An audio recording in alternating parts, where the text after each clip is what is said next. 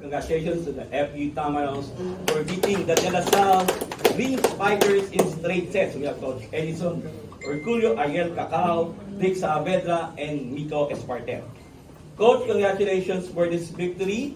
So, ano yung masasabi mo sa first match so far this season? At ano yung moving forward, ano yung mga kailangan i-polish para maging maganda takbo ng season? Yung communication lang talaga, medyo doon lang talaga kami medyo nagkakunawaan sa mga bagay na yun kasi walang hindi malinaw sa ginagawa namin. Lahat kami all in doon sa communication na ginagawa namin. Plus yung factor na yung brotherhood, yun siguro talagang masasabi natin na talagang buong buo. Thank you. To Ariel, being the team captain, ano yung ginaguide mo sa team pa? Siyempre, yung tinatawi mo pa yung last season setback or ito parang restart ang nangyayari sa iyo this year? Parang sinasabi ko lang na dapat yung bawat isa nasa isang page lang. Na isa lang dapat yung gusto natin. Thank you. And to Miko, first game, maganda yung pinakita mo. So, ano yung nasa mindset mo ngayon? Siyempre, ito, new journey kayo ngayon. Siguro, hindi pa nagsisimula yung game. Siguro, pinakalma ko na lang muna yung sarili ko para maging handa dito sa game na to. Ayun. And to our best player, Vic Saavedra with 16 points, including 14 attacks and 2 blocks. So, yun nga, panibagong season ngayon. Siyempre, meron kayong tina-target. So, ano yung motivation mo para siyempre, you go deeper? Siguro lagi naman namin pinag-uusapan sa team na kahit anong situation sa loob ng court, kahit outside the court, kailangan pilitin namin na doon kami sa pinakakalma kami. Kasi talagang big factor talaga na kailangan kalmahan lang namin lahat eh. Kasi lalo pag crucial, hindi naman pwede na pati crucial maranatin kami.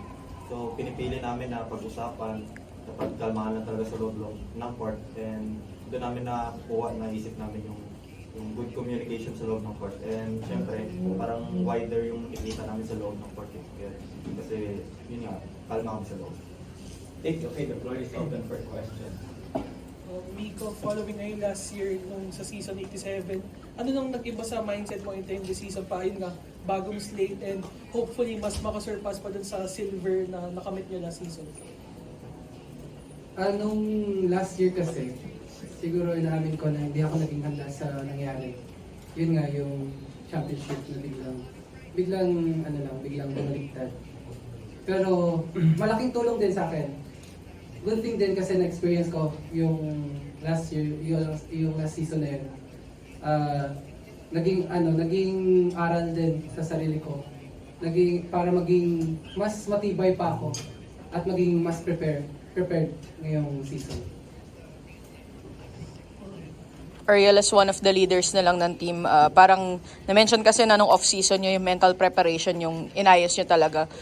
Siguro doon sa nakita mo sa nilaro nyo ngayon, kumbaga nasatisfy ka ba doon sa kung gaano kayo kumakapit sa mga laro? Para sa akin, parang hindi pa po sapat yung pinakita namin. Kasi, ayun nga, yung goal naman po namin dito, championship. Kaya, marami pa po. Sobrang dami po namin kailangan linisin. Sobrang dami po namin kailangan ayusin sa team. Coach, yung maturity and experience, kuha mo na sa kanilang dalawa yan kasi they've been through this for the past few seasons. Pero the likes of sina Miko, sina Dula, sina Ahmed, how big or how important will siguro yung maturity na rin and experience from last season play a role here? Maganda kasi yan eh. Everyday, panibagong buhay ulit.